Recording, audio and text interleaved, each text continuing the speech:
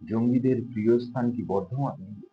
2014-এ খাগড়াগড় থেকে আরম্ভ করে আজকের বর্ধমানে যে জঙ্গি গ্রেপ্তার করা হলো, তার থেকে কিন্তু একটা জিনিস পরিষ্কার হচ্ছে, পশ্চিমবঙ্গের মধ্যে বর্ধমানই জঙ্গিদের প্রিয় স্থান হয়ে উঠেছে। আজকের এই ভিডিওতে আমরা আলোচনা করব পশ্চিমবঙ্গে কোনো জঙ্গি ইনসিডেন্ট হলে, জঙ্গিদের নাম উচ্চারণ হলে সেখানে এই বর্ধমানের নামটা কেন বারবার উঠে আসছে। আপনারা দেখছেন দ্য ডেলি টিউন, আমি অমিত।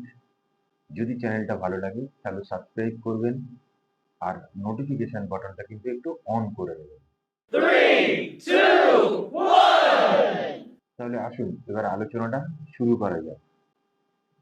বারবার পশ্চিমবঙ্গে যখনই কোনো জঙ্গি সংক্রান্ত ঘটনা ঘটছে, সেটা বিস্ফোরণ থেকে আরম্ভ করে মুখ্যমন্ত্রীর প্রাণের সংশয়, সব জায়গাতেই কিন্তু একটা জেলার নাম বারবার উঠে আসছে, সেটা হচ্ছে বর্ধমান। কিন্তু কেন এই বর্ধমান? এই বর্ধমান কেন জঙ্গিদের এত প্রিয়? তার উত্তর খুঁজতে গিয়ে যে জিনিসগুলো আমরা মোটামুটিভাবে বার করতে পারি। 1 নম্বর, এই বর্ধমান জেলাটা কিন্তু যাতায়াতের জন্য বা যোগাযোগের জন্য খুব সুবিধাজনক। মানে প্রথম হচ্ছে, এই বর্ধমানে যদি আপনি থাকেন তাহলে বর্ধমান থেকে কলকাতা বা পার্শ্ববর্তী এলাকাগুলোতে যাতায়াত করা কিন্তু খুব সুবিধা। কারণ একটাই হচ্ছে বর্ধমানের রেলপথ আর সড়ক ব্যবস্থা।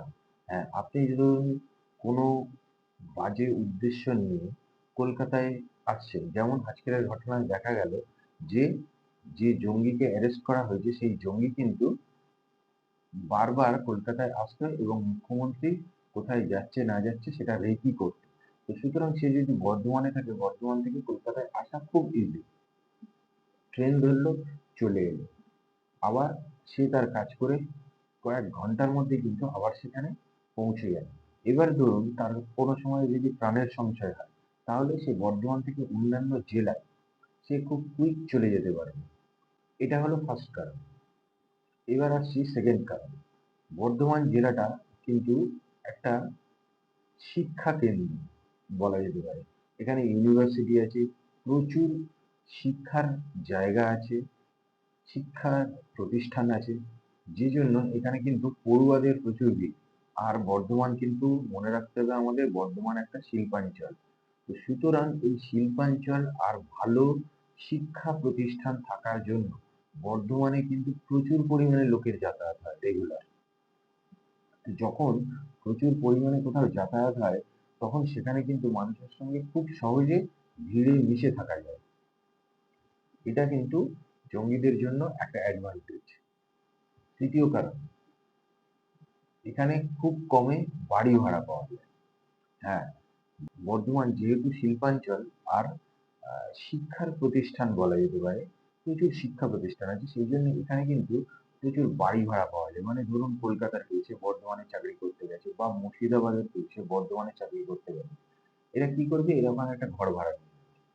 ধরুন কেউ ওখানে পড়তে গেছে, কেউ এমএ, এমএসসি, এমকম পড়ছে, বা কেউ রিসার্চ করতে গেছে বর্ধমান ইউনিভার্সিটিতে, সে ওখানে খুব সহজে ঘর ভাড়া পেয়ে যাবে। সুতরাং এখানে না ঘর ভাড়া পাওয়াটা খুব ইজি। সেই জন্য যে কোনো জঙ্গির পক্ষে সেখানে লুকিয়ে থাকাটা কিন্তু খুব ইজি হয়।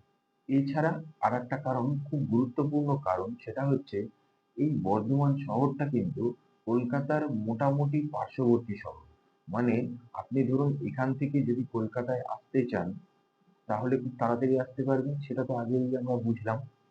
কিন্তু এটা এমন একটা জায়গা যেটা কিন্তু খুব একটা লোকের সন্দেহ প্রবণ নয়। কারণটা হচ্ছে এটা কিন্তু কোনো বর্ডার এলাকা নয়। বর্ধমানটা, বর্ধমানে নর্মালি লোকে, বর্ধমান নর্মালি খুব পপুলার জায়গা, কিন্তু লোকের চোখে পড়ে না, একটা যেন আড়াল আছে। এরকম একটা কিন্তু বর্ধমান ডিস্ট্রিক্টের পরিবেশ, যে পরিবেশটায় কলকাতায় থাকলে সহজে কিন্তু ওপেন, বা সেখানে কিন্তু অনেক সিকিউরিটি ব্যবস্থা অনেক বেশি, লোকের চোখে পড়ার সম্ভাবনাটাও অনেক বেশি। কিন্তু বর্ধমান এমন একটা জায়গা যেখানে কিন্তু লোকের চোখে পড়ার প্রবণতাটা কম, কারণ এই জায়গাটা খুব একটা বেশি কিন্তু সবসময় মিডিয়ায় বা সবসময় কোনো কিছুতে হাইলাইট হচ্ছে না, বা হাইলাইট হয় না বলা যায়। সেই জন্য এইসব জায়গায় লুকিয়ে থাকাটা খুব ইজি।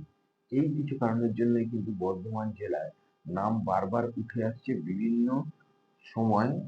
পশ্চিমবঙ্গের যেসব জঙ্গি সংক্রান্ত ঘটনা ঘটছে তার সাথে এই ভিডিওটার উদ্দেশ্য কিন্তু খুব সহজ। আপনারা মোটামুটি এই ভিডিও থেকে যে কারণগুলো জানলেন, সেই কারণগুলো যদি বর্ধমানের অধিবাসীরা জানেন, তারা আরো সজাগ হবেন। তারা ইন ফিউচার নিজেরা যাতে কিভাবে নিজেদের সেফটিটা বজায় রাখতে পারে সেই উদ্দেশ্যেই এই ভিডিওটা করা।